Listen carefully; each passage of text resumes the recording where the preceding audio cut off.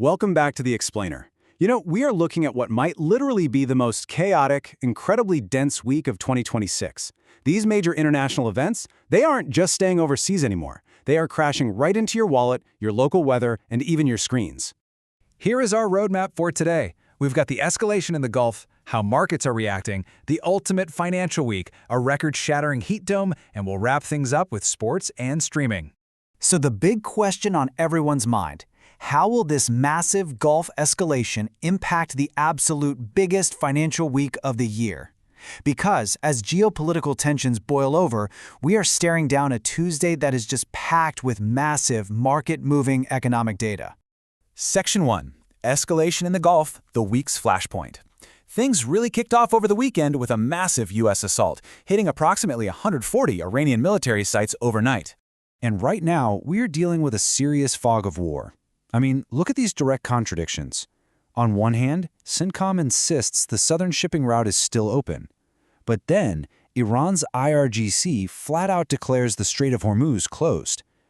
Amidst all this chaos, Qatar is advising all vessels to just suspend sailing entirely.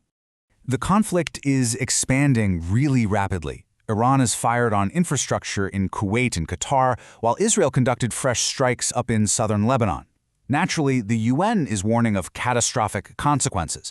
But there is a diplomatic push happening. Oman, Pakistan, and Qatar are actively mediating a proposal behind the scenes. Adding a whole layer of deep uncertainty to this is Iran's totally opaque leadership transition. Seriously, where is Mojtaba Khamenei? The newly designated supreme leader hasn't made a single public appearance yet, which is leaving analysts completely in the dark. Moving to Section 2. Markets react to the threat. The economic ripple. Because geopolitical flashpoints, especially a potential Hormuz closure, immediately ripple out into global markets. $120. That is the number energy analysts are watching right now. If that strait stays blocked, Brent crude could surge and retest that massive wartime high.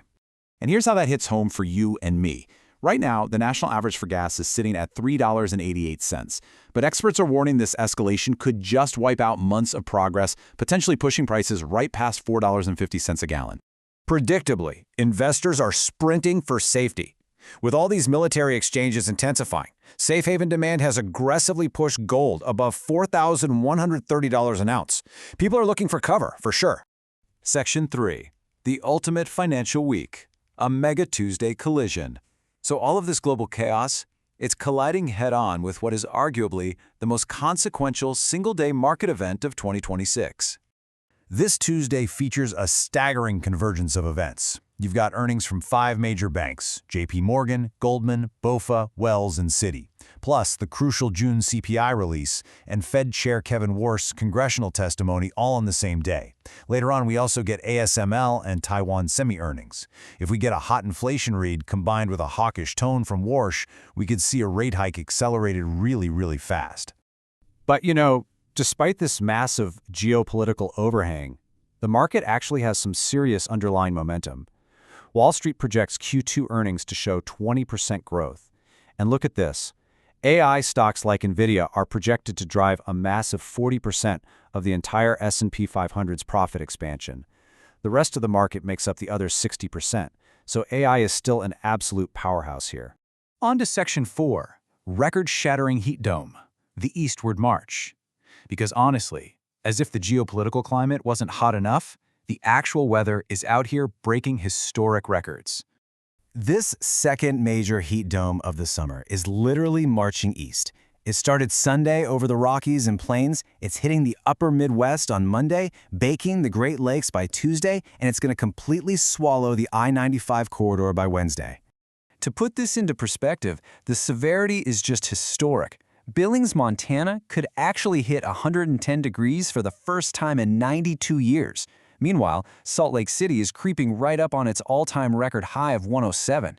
It is just blistering out there. Finally, Section 5, Sports and Streaming Records, the cultural backdrop. Because amidst all this global chaos, entertainment and sports are quietly shattering some massive records of their own. The World Cup semifinals are officially set. We've got France taking on Spain in Dallas on Tuesday, and then England facing Argentina in Atlanta on Wednesday. And the viewership? off the charts. Fox and Telemundo are already reporting the largest combined Saturday soccer audience in U.S. history. England managed to reach their first semifinal since 2022, mostly thanks to Jude Bellingham's extra-time heroics. But get this, their manager, Thomas Tuchel, wasn't exactly celebrating. He actually called the victory lucky and chided their sloppy tactics. Not exactly what you expect after a huge win, right? On the other side of the bracket, defending champions Argentina outlasted a 10-man Switzerland squad in extra time. That match was wild, highlighted by Julian Alvarez's unbelievable 112th-minute golazo and then Martinez sealing the deal with a stoppage-time dagger. Let's move over to Thursday, where the actual business of entertainment takes focus. Netflix is reporting earnings, and their shares are down 22% this year. The Wall Street Journal is reporting a potential pivot to live TV for them. They really need to boost subscriber engagement right now, especially considering streamers just completely dominated the Emmy nominations, leaving traditional broadcast networks sitting at historic lows. So when you step back and look at it all, war escalating in the Gulf, massive inflation data drops, a historic heat dome, and unprecedented media events all crashing into a single week. What will the fallout of these next few days dictate for the rest of 2026? Thanks so much for joining us for this explainer. Keep a close eye on the data this week, and we'll see you next time.